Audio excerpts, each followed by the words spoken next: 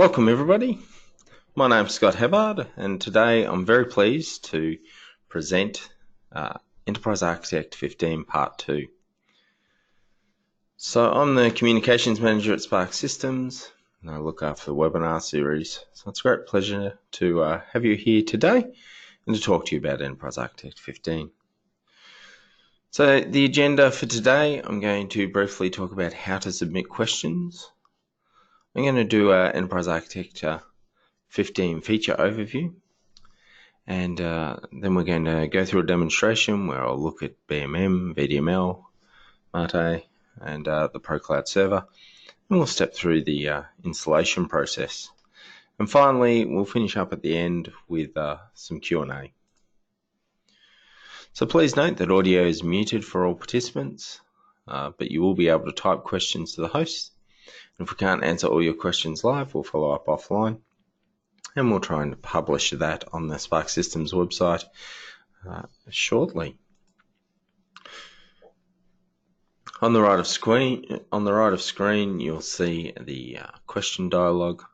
Simply type the question into the box and hit send or hit enter on the numeric keypad, and that'll come through to us here at Sparx Systems, and we'll go through those questions at the end of the session and be able to discuss in more detail.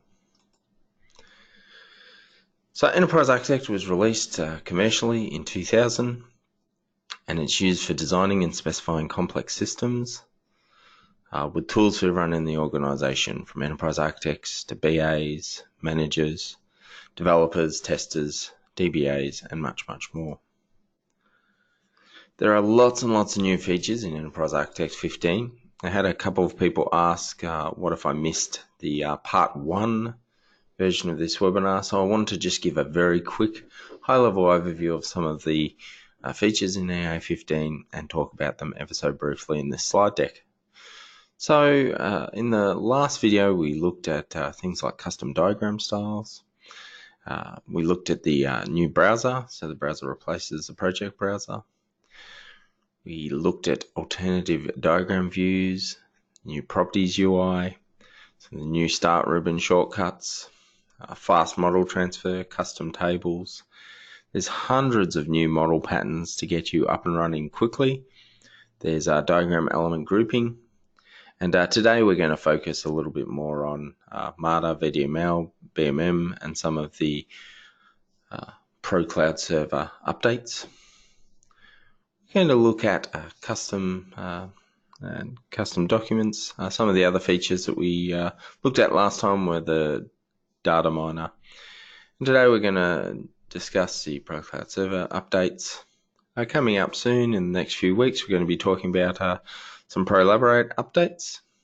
And we also looked at some bookmark values, code miner, and much more.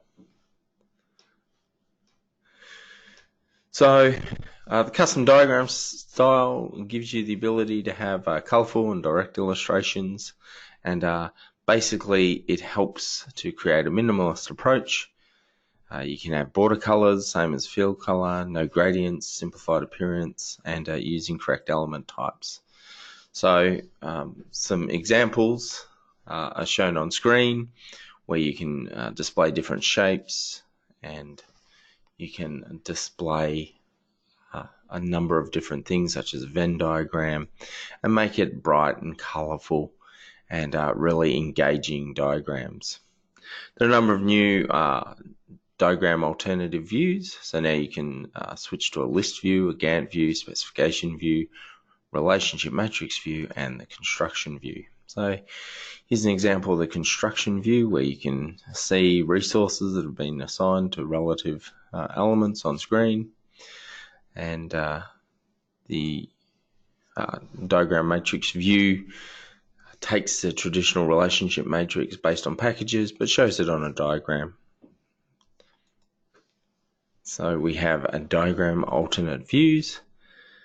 Enterprise Architect 15 has changed the way that icons are rendered, so they're now rendered to diagrams natively. So essentially you can zoom in, and the quality of the icons and the diagrams is far superior. In the last webinar, we looked at diagram bookmarks, so you can see some of them displayed on screen, which can help guide stakeholders through a diagram, which is particularly valuable when you're giving a presentation. And element bookmarks can now include text in version 15. We have the new browser, so you now have project, context, diagram, and element. So the project browser has been renamed to the browser. There's new element and diagram tabs, and I can say that the new element tab, you can see on screen that you've got relationships, constraints, requirements, resources, maintenance changes. They're all displayed on screen instantly. You can turn these tabs on and off. The diagram tab will show you everything that's on a given diagram, and new search capabilities means that it's much easier to find things, and you can select it in the diagram tab and it will automatically select on the diagram. So the element browser provides a quick and easy view to see all of the relevant information for an element. And you can create new things from the context menu, such as operations, scenarios, resources, maintenance, discussion, and much, much more.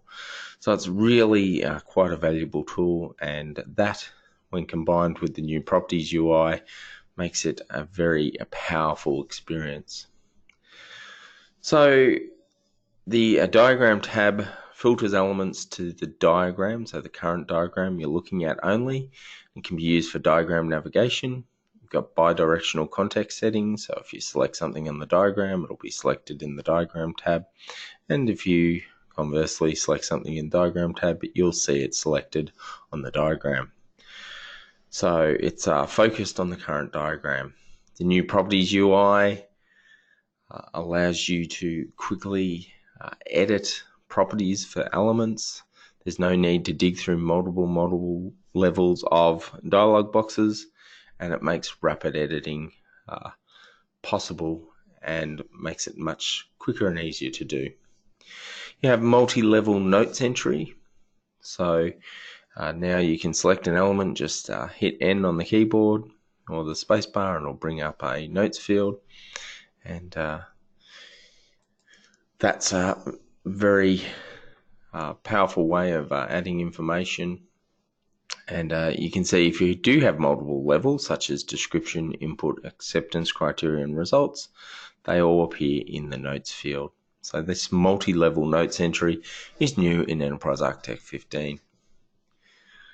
In the previous webinar, I introduced Google and AWS Enterprise Icon sets, so you can now model your AWS and Google enterprise systems, and there's an alternate image library that can be used to represent those new enterprise icon sets. You can review and refine hotkeys, so Enter will link to an element feature, Shift Enter will allow you to get context-sensitive properties from everywhere. Alt-Enter will bring up properties window. Control-Space will give you the inline element notes editing. And I find this really valuable when you're editing a model. And Control-Enter will pass from the browser to the diagram to the properties and back again. We also have these new dialogues available from the Start menu, which can also be accessed. Alt-1 brings up the design menu. So within one click, you can get easy access to browser properties, notes, summary, features, relationships, and much, much more. Alt-2 brings up the share screen. Alt-3 brings up run if you're running code or you're a debugger and you want to access local variable or watches or the call stack. And Alt-4 brings up all of your options around the workspace. So it allows you to rapidly change your workspace and to switch that around. Alt-5 brings up element tools, and you can also access resources, source code, debug, element browser. So the new hotkeys and interface changes are really quite powerful. We also briefly demonstrated the new fast model transfer. So it's faster than XMI, and you get speed increases of between 400 and 1,000%.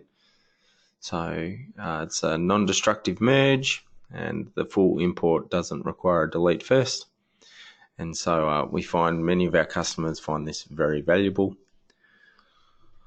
We also looked at custom tables, which is useful for storing information in a grid, doing a SWOT analysis, and you can also use scripts to populate that. We have security and governance aware perspectives. So you can set up a perspective so that only people in a certain group will be able to access those tools. So all your BAs will have access to the tools that are relevant to your business analysts, where your enterprise architects might have access to a different set of tools. And today we're going to have a look at the MARTE profile and VDML. And as you can see, it's used for embedded systems. So what I'd like to do now is I'm going to pause briefly and just let people know that the previous webinar on Enterprise Architect 15 that does a deep dive into all those topics is available on sparksystems.com. And it's available also on the Sparx Systems YouTube site. So there's lots and lots of free webinars that people can access. So there's a question here from David that says, is it possible to prevent elements being viewed by other users of EA? And yes, you can restrict elements in EA, and we can provide some more information about that when I upload the Q&A. So the next thing I'd like to do is to have a look at version 15 and to talk about our new model. And so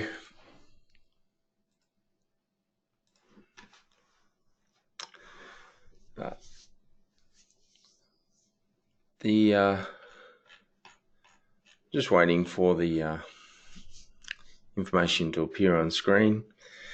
So this webinar is going to use the example of a shuttle launch facility to introduce new technologies found in Enterprise Architect 15.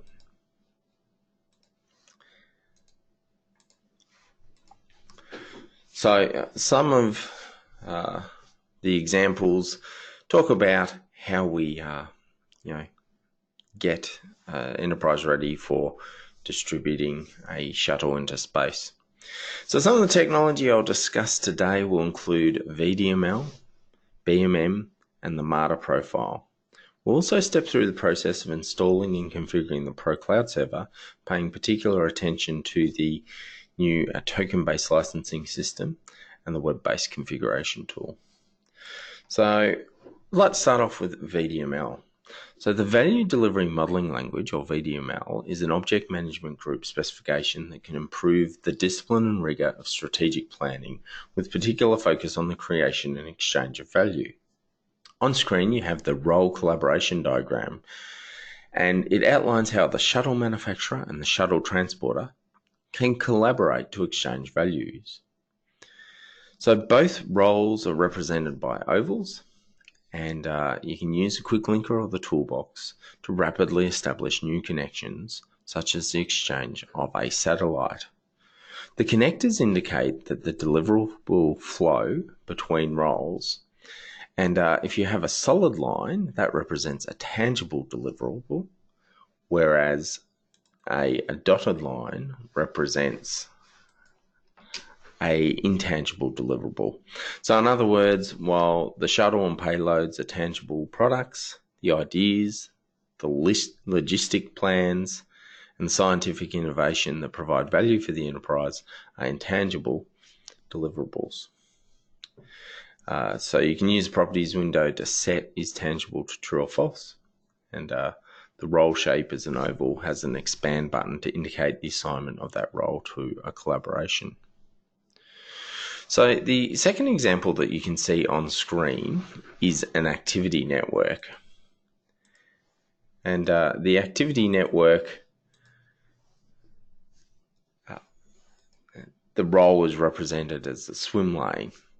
An activity is shown as a rectangle with rounded corners, and a store is represented by an upside down or bottom up pyramid with its name placed outside the shape.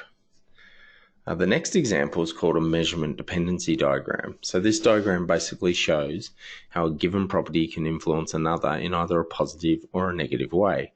For example, when you increase your profit, you will increase your margin. However, when you increase your product price, this will have a negative impact on customer satisfaction.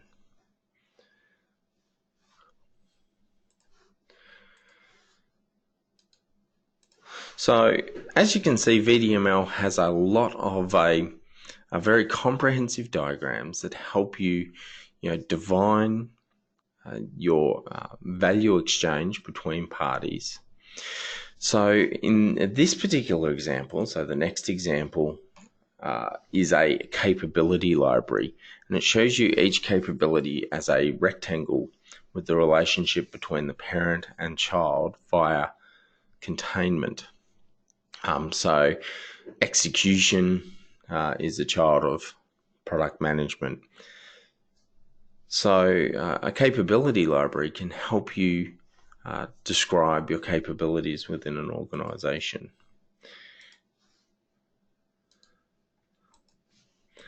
Now, in conjunction with the capability library, we can also create a capability heat map. So the capability heat map allows us to differentiate between a heat threshold of 1 and 2 and to further refine our capability.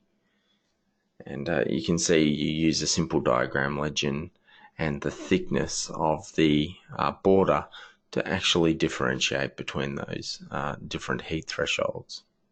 The collaboration structure allows us to define structure and collaborate via business networks, organizational units, capability methods, and various communities such as the Aeronautical Engineer Association. Now, all of these diagrams come from the OMG specification, and it provides far more detail on the notation in Chapter 8 of the specification. So I encourage you to go to the OMG site if you'd like to learn more. And Chapter 8 has all the details about the notation. So it talks about the role collaboration diagram, value proposition exchange. It outlines how a dotted line represents is tangible is equal to false. And it explains how some of these come together. But what I wanted to do quickly in a short amount of time is to show you a number of different examples that have been built in Enterprise Architect. Now, Enterprise Architect, so the MDG technology for VDML, provides a number of ready-made model patterns.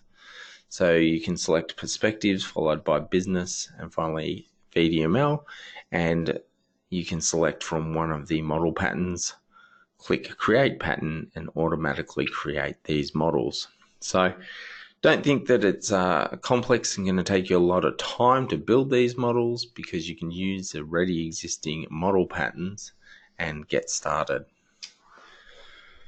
So for many of you, that might have been the first introduction to VDML, and so I hope you found some of those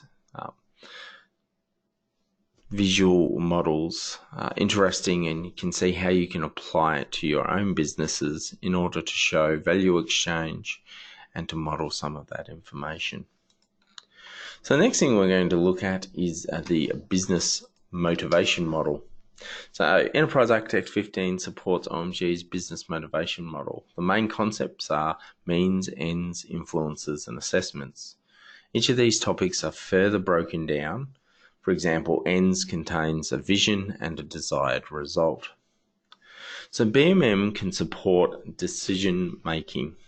An organization can model the reaction to changes that affect their business.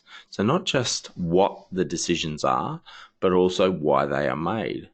So the custom style diagram on screen clearly shows the means and the end. Put simply, you can capture decisions and the rationale for making them. You can also see the effect that decisions have on an organizational structure, business rules, and processes. People in the business monitor influences, both internal and external to the business, and can cause changes. So the graphic on screen illustrates how the mission, strategy, and tactics create the desired outcome, both in terms of organizational value and performance. So let's take a look at our space shuttle example to elaborate. So you can see on the left-hand side, we have our ends, and they're all bounded. You have the vision here, and our vision is to become the premier transportation system for launching satellites into low orbit based on the principles of safety and leading-edge science, technology, engineering, and mathematics research. Now, the mission makes this operative. So our mission is to pioneer a future of space exploration and commercialization where we contribute to scientific discovery and improve space transportation. So using BMM, you can model not only your mission and your vision, but you can also specify goals, and you can detail how we're going to deliver satellites into low orbit in a safe and cost-effective manner. Most of our objectives are in this format, so by a given date, we're going to reduce the cost of satellite delivery and deployment by 15%. So that's what we're hoping to achieve, and in order to do this, we need a strategy and tactics. Now, all of these are modeled within Enterprise Architect. So that gives us a great deal of traceability. Now you can see I drilled into this particular requirement to show that we have a requirements diagram with lots and lots of detail and rich depth within Enterprise Architect.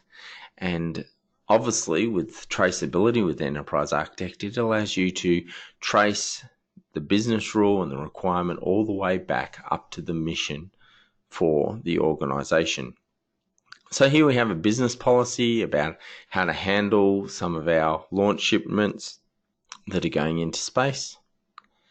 And you can see that we have, modes of shipment will be in accordance with transport and logistical support plans. So you can really embed some of these rules deep into other models within Enterprise Architect.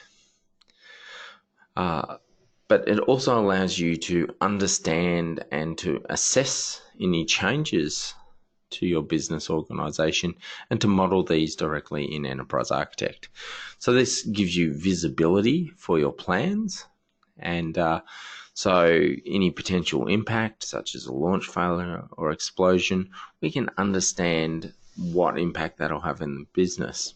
So I've also used Enterprise Architect to conduct a SWOT analysis, and that once again is embedded here so that everyone in the organization can see these assessments, can understand what impact it has. You can see some of our influences are internal, such as the company board, and you can also have external influences. And you can even embed details such as a policy document or a progression checklist or government regulation and put it here in the model so you can see what impact changes to that legislation might have to the overall business. So that's an introduction to BMM. The next thing I'd like to look at is the new MARTE profile. So MARTE is an OMG systems engineering model for real-time and embedded systems. It stands for Modeling and Analysis of Real-Time and Embedded Systems. So the chronometric clock that's shown on screen illustrates how you can model real-time systems, including UTC time and units of time. So it's really great for designing systems and specifications. You can see there in the properties window that the stereotype is MARTE of clock type, and you have a great deal of control and flexibility over how you represent time and hours and and details from a systems level. So the MARTE model is an OMG specification, which is a lightweight extension and specialization of the UML meta model. So once again, this makes it nice and easy to integrate with your existing UML models. You can see that there's once again, a model pattern that's available under the perspective system engineering, which allows you to create various models. Once again, you click create patterns and you can instantly access those models. So you have ports and you have state machines and a range of different tools. So I'd like to just briefly pause there and say that so far we've done a quick overview of some of the features in Enterprise Architect 15, and once again a more comprehensive deep dive of some of those features was in the previous webinar that's on the Sparx Systems website. We've introduced a few new technologies that are available within Enterprise Architect 15, which includes VDML, the MARTE, OMG specification, and also the business motivation model. So now what we're going to look at is the PCS, so the Pro Cloud Server installation, and talk about some of the enhancements that are available here and some of the changes, especially with the token-based technology.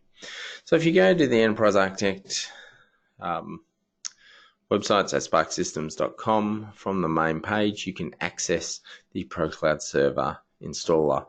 So you can see that there's one section that's for the premium token users and another version for the Enterprise Architect users. So you can use your credentials in order to download the Pro Cloud Server. And so simply enter your credentials and you can see that the Sparx Systems Pro Cloud Server MSI gets downloaded. Now there is online help which will step you through that process.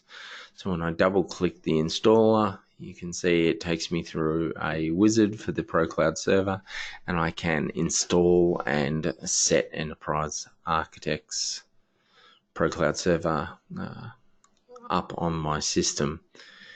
So there are a number of different options that are automatically configured by default. Now for this particular example, I'm just going to be running locally on localhost, but you could be running the Pro Cloud Server on an AWS server or something else. Now in program files, Sparx Systems Pro Cloud Server, you can see that there are two folders, Web Config and Web EA. Now we've never had this Web Config folder before, and what that allows you to do is to automatically configure all of your Enterprise Architect models using a nice web-based tool. So I'm copying them into my XAMPP directory, and this means that I'll be able to access them via WebEA and use the web config tool in order to set up my model. So I've just started my server, and we're now up and running. So what I'm going to do is I'm going to bring up the web browser, and if I go to localhost web config, we have this new configuration tool. Now you'll notice that there's a big check mark there saying there's no license. So what I wanted to show you is that you can, create a model and you can set up a new Firebird model, and we don't actually have a license yet. So there's a lot that you can do with the Pro Cloud Server for free, straight out of the box as an Enterprise Architect user. And you can see that here we have our webinar Shuttle example.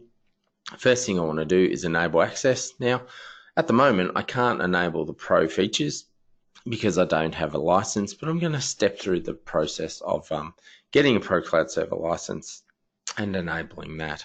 So the green dots mean that the model is enabled, and the red dots mean that it is not enabled. So I'm going to open up my cloud connection to my webinar Shuttle example. You can see I'm using the protocol HTTP localhost on port 804. So these are just the defaults, and now I've opened up my model. I'm going to populate the model with something. So I'm going to use a simple model pattern for a mind map, and I'm going to create a basic mind map, and I'm going to modify that mind map to talk about some of the topics that we're covering in this webinar, including configuring the ProCloud server, BMM, VDML, and using the new web configuration tool. Now, this point is really quite important. Whenever you create a model in Enterprise Architect, it's always really important that you click on the two checkboxes and you generate your cache.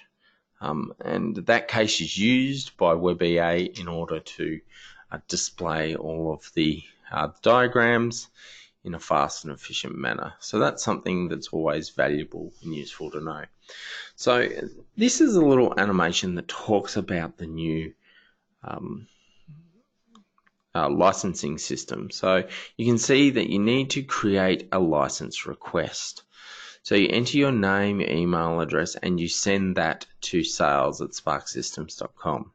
So then the team at Sparx will get that request, and they will send you your ProCloud Server certificate, and then you use the ProCloud Server configuration to access that file and to then enable your ProCloud Server license. So this is new, but this new token-based system, and this allows you to set up your license. And what we'll do is we'll step through the process using our new ProCloud Server configuration tool in order to add a license using a simulated approach. So the first thing you'll note is that there's that check mark. So we don't currently have a license. So what I want to do is I want to add the ProCloud Server license. So first, I need to enter my company name, email address, and the installation ID. Now, where do you get the installation ID? Well, when you purchase your ProCloud server, you'll be sent an email. And a sample email is here. You have your user ID and password, which you can use to access and download the file.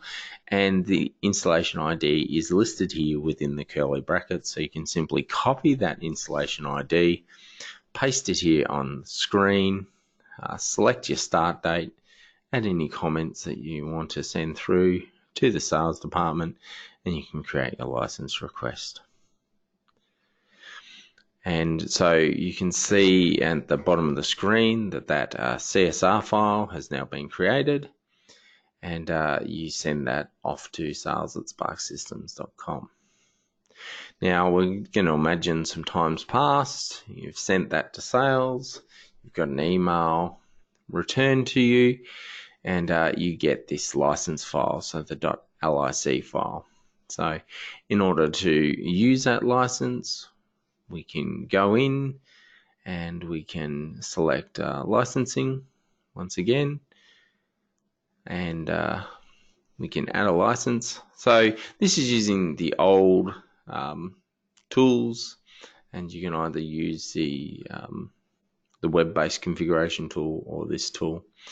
So once you've added it, you can see that there are 10 tokens. The company's Sparx. We have a start date and expiry date, and validity is equal to true. And we can then use these tokens to enable integrations and to enable usage of the WebEA. So once again, I will go in and I'll have a look at how some of this is set up. So we've got two models. We've got EA base and we've got our webinar Shuttle example. If I click on manage allocations, you can see that I'm going to reserve 5 of my tokens for WebEA. So in other words, customers will use WebEA in order to access my models. I'm going to use the Enterprise Architect integration just because it's nice and easy and I don't need to have Jira or another tool set up, and I can show you how integration works and how you can set up integration all using the web-based configuration tool. So I'm going to use Enterprise Architect to jump into my webinar Shuttle example. Now, some time's passed and we've extended the model a little bit. So we've now got our webinar overview that you saw before, but we also have a number of different packages, including information on VDML and BMM and model information and requirements and activity networks. And we've built that up over time, and it's all stored in our model.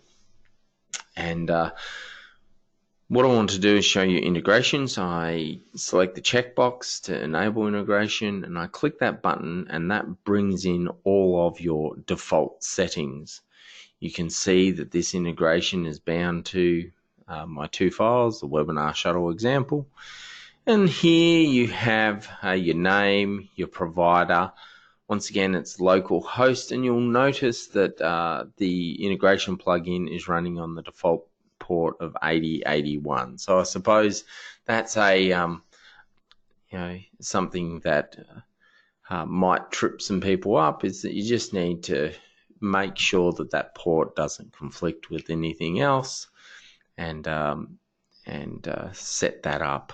So we've got our integration plugin, and most of those details, when you select EA from the provider, it pre-populates most of these fields, and you can see that I had the integration details. So now we have used a token to set up integration, and that's all set up.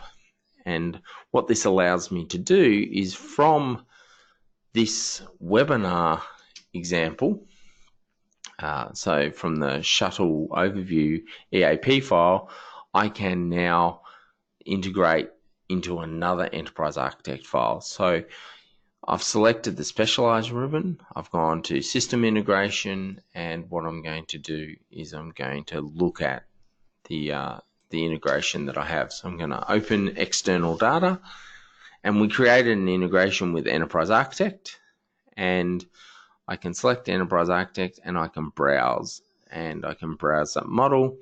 And so in that, there's diagram, role, collaboration, manufacturer, and transporter, and I can create a local element. And you can see here that I can select the element and where I'm going to now put that element. So I've integrated from an Enterprise Architect model. I've taken an element from that model, and I've now inserted it into my webinar Shuttle example. And I can now drag it onto a diagram, include it as a link, and so you can see that it's got the external link and the ID all embedded here within Enterprise Architect. Now, while this integration uses Enterprise Architect, that could be a Jira element, or it could be a SharePoint element, or it could be any number of the other types of integrations that are available within Enterprise Architect and the new ProCloud server. So far we've downloaded the ProCloud server, we've ran through the installation process, we've set up a model called the webinar Shuttle example, we've populated it with a model pattern, we adapted it and added all of the information that you've seen in this particular webinar on VDML and on other elements, and we've used some of the configuration tools to set up different items. So now I'm going to go to WebEA, and you can see I've gone to localhost /WebEA login.php. And out of the box, you have these three models that are set up with some generic settings and the Sparx system sample model. So basically, this just opens up a copy of the EA example model in WebEA. So I'm going to show you what that looks like now, and look at the desktop version. So here you have all of your navigation cells in the middle, which allows us to navigate to the various tools. You can pick an element, and you can look at the nodes and the tag values and the attributes for that element, and we can log out. So it's set up for all of the default options, but what I want to do is I want to add my webinar example. And so I've added a config.php to the end of that. So here are the different models, and what I want to do is I want to add a new connection. So I want to add my webinar example with a shuttle. And this allows us, and this is all brand new, it allows us to use a web browser in order to create our, to configure our WebEA model and to specify it so it's in our list. So you'll notice that up the top you have the protocol, so it's HTTP, but you can also go in via HTTPS. You see that I've used, just as I did in Enterprise Architect, the standard port of 804 on localhost in order to access this model. I've listed the model alias and name. Now, there's options in the middle there that are authentication options, so I can put my model user, my model password, and an authentication code in there. But for this particular example, it's we're not worried necessarily about security. We just want to demonstrate how you can configure a model in WebEA and get access to it. Now, there are some other general options that are listed here on the page. And one of the really great ones is the default diagram. So whenever I open this in WebEA, I want this to appear. So I'm simply using the context menu to copy the GUID, and I'm pasting the GUID, including the curly brackets. So you can see the curly braces and hyphens, and this means the default diagram will now appear whenever I open WebEA. Now, the update options, now I really like to set them all to yes, because I like to be able to add objects and packages and diagrams and actors and nodes and notes whenever I am accessing a model via WebEA. Now, the next point, I'm just pausing here briefly. We've created our option, we've saved it, but down in the left-hand corner, there's a save button, and it's really important that you save all of your model configurations. So this is like a trick for new players. Just make sure that you save those, and it will then allow you to easily access that model via WebEA. So yeah, select that save button down the left-hand corner, and then you can log into WebEA using the button on the right-hand side, and you can see we have our webinar example with Shuttle. If we look at the desktop view, here is the default diagram that we've set up, and so that gives us access to our item. Now, coming back, a few weeks later, you've got your link to the integration. You can do a search to have a look for all current discussions, so you can see that there are some discussions on what is BMM, and you can respond to that via WebEA.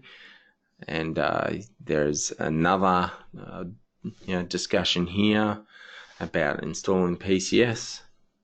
You can also look at any changes to diagrams that have occurred recently, and you can see that there have been a number of different changes to diagrams, and I can select one of those diagrams and I can drill in. I can create new elements, new requirements, new actors. I can have comments. I can set up a watch list. I can set up matrix profiles and view all of these within WebEA. So that gives us a great deal of power and flexibility within our model. So today, what I wanted to do was to give a quick recap on some of the Enterprise Architect 15 features. Wanted to talk about some of the new technologies that I didn't get to in the last webinar, including the MARTE profile, VDML, BMM, and show you how those work and how model patterns exist. I wanted to talk about some of the editing features and look at some of the new Pro Cloud Server features. So in the latest version of the Pro Cloud Server, we've now made tokens available. So if you want to start off small and you just want to make your model available to 3 or 4 users online, and you want to set up some integrations and you want to do it in a low cost method, then you can just buy those tokens and get those set up. And once again, the costings and some of those details are just available from the Sparx Systems website. So we'll bring that up now. And if you have a look at pricing, Pro Cloud Server, so you have the prices here, but you can also find out about the Pro Cloud Server and the integrations and Prolaborate and information about how much the tokens cost. And so that you can see here, token is $108 based on the annual subscription. So this really does give people an amazing opportunity to download the Pro Cloud Server and to be able to use it to access your enterprise architect model from anywhere in the world via a web-based service in a very cost-effective manner. And so especially if you've got a small team or you just want a few executives to be able to view the model on their mobile phone, or if you want to enable some simple integrations, then this token-based approach might be quite valuable and cost-effective for you. So I will now jump over to some questions, and I will go through some of those. And it says, during the installation of PCS, IIS integration was not enabled. Is IIS no longer supported in PCS?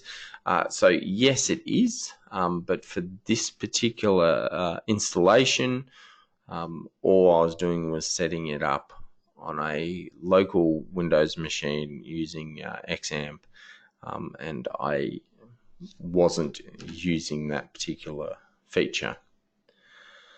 So there's another question here. So does the integration sync if changes are made by the other system?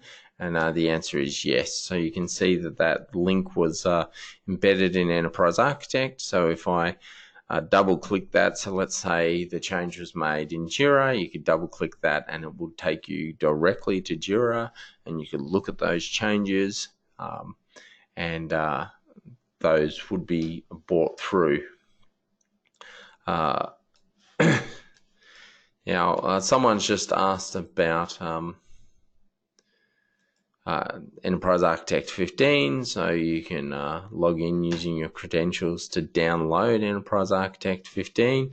And if you wanted to find out more information about the latest build, you can simply go to What's New in Enterprise Architect 15 on the website, and there are some examples. And someone also asked about where I can get access to the previous webinars. So if you go to resources and you have a look at our webinar library, you can see that they're all available from the Sparx Systems website. So the last one that we did about a month ago, which does a deep dive and a guided tour and shows some things such as the new custom tables, custom diagrams, the new element browser, the new properties UI. All of these items are covered in more detail in our previous webinar. But this one, I wanted to focus on some of the enhancements to the Pro Cloud Server and some of those new technologies, including BMM, VDML, and the MARTE profile.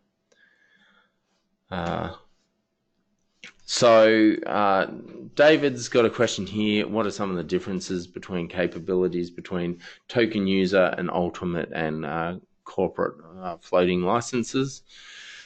So I'll just bring up the Sparx Systems website. So if I have a look at the pricing for the Pro Cloud Server, right? If you get the Enterprise Server Edition, you have unlimited models of any type and unlimited web users. So let's say you have a company and you have 1,000 employees and you wanted them to all be able to access your models and to be able to discuss them and communicate and add requirements and add use cases and add elements and interact with that model, then the Enterprise Server would be the most obvious approach, because you get unlimited models and unlimited web users. If you have a small team, on the other hand, and you only have 2 or 3 users that want to be able to access it, then the token-based approach is much more cost-effective.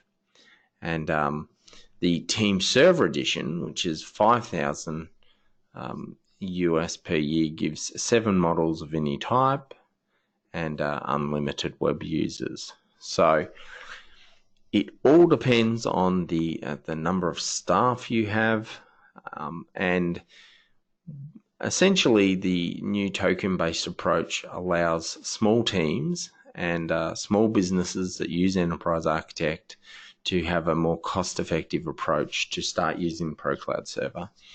As an Enterprise Architect user, you can download the Pro Cloud Server and install it for free and set up a model, and then you can simply use the tokens so that WebEA, so people can access that model via the web and via WebEA. So it really is a cost-effective approach. So the capabilities, going back to David's question, don't really change between the various editions, but what does change is that cost-effectiveness. Now, you reach a point if you have a large number of users where it's simply cheaper to buy a Team Server or Enterprise Edition. But certainly if you have a small team of 5 or 6 people and a couple of executives that want to be able to view the model, and you have 1 or 2 integrations, one with a standard Enterprise Architect model and one with Jira or Team Server, then a token-based approach certainly is a cost-effective way of being able to get access to this. And Gavin says, I would love to be able to produce diagrams in AA based on ServiceNow. So I can't remember whether the ServiceNow integration is there, but you can see if we have a look at integrations, the ones that are supported, and you can see ServiceNow is listed here. So basically, in response to that question, Gavin, we do support integration with ServiceNow. It is there and it is available. So we would love to hear your feedback to use it and to see how it works with Enterprise Architect. So that's great. So we've got a few more questions coming in. So we've got, do the WebEA and EA clients count towards the current user count? Okay, so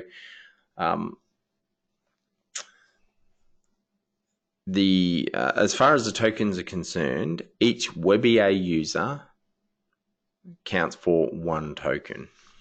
Okay, so this is just for the Pro Cloud Service access. I'm not talking about Enterprise Architect. So Enterprise Architect licenses are separate. So yes, each WebEA user represents 1 token. Right, so it says if I have 5 concurrent Web EA tokens assigned, 5 active Web EA users, and yes, that's correct. And it says, can I still connect with the EA client? And yes, you can. The EA client is separate. Thanks for that question, Dean. That's good. And so there's a few different questions about, what are some of the integrations? And so I've just brought that up here so you can see that you have integrations with Application Lifecycle Management, Autodesk, Bugzilla, Dropzilla, Enterprise Architect external models. Now that's what I used today. So I had the one model set up, and I used another copy of Enterprise Architect to integrate with that. So you might, for example, have 15 different projects, but all of those projects use a core set of requirements and use cases and information that's stored in a central model. So you might simply integrate into that model so you can always have access to it. There's a question by Richard saying, any plans to show how EA15 supports UAF? So we might have a look at that in the future to discuss that, and I'll take that question back to the dev team. And so what I might do now is I will quickly just jump back to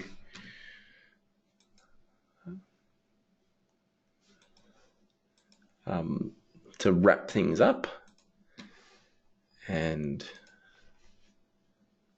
talk about what's coming up shortly.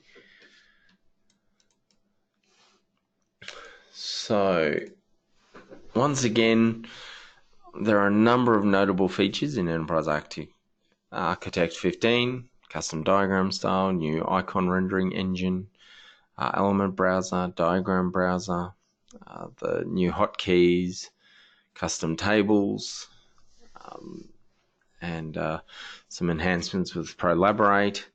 And we're going to look at Prolaborate in a little bit more detail in a couple of weeks. And we're going to be starting a new webinar series where we're going to be talking to a number of different partners about topics that are of interest. So please, once again, if you have any feedback or things that you would like to see more of, let us know and we can add them to our upcoming lineup. So for more information, so the webinar and QA will be published on sparksystems.com/webinars. If you go to sparksystems.com/EA15, it will take you to the page. It will show you a little bit more about some of those features, including links to the relevant help documents so you can find out more about some of those Enterprise Architect 15 features that we've discussed today. If you have any feedback, please send it through to webinar@sparksystems.com, including if there's anything that you would like to see in the future, because I know that we're planning a number of webinars. We're going to talk to partners and experts about some of the various ways that you can use Enterprise Architect 15 and talk about how it might be used with Prolaborate and in the automotive industry and different various topics. So yeah, looking forward to that. Also always keen to talk about Enterprise Architect 15 and to showcase some new features. So if you do have any suggestions, please send them through to us. I'd like to thank everyone very much for their time and look forward to seeing you again in the future. And that's it from me. So thanks and have a great day.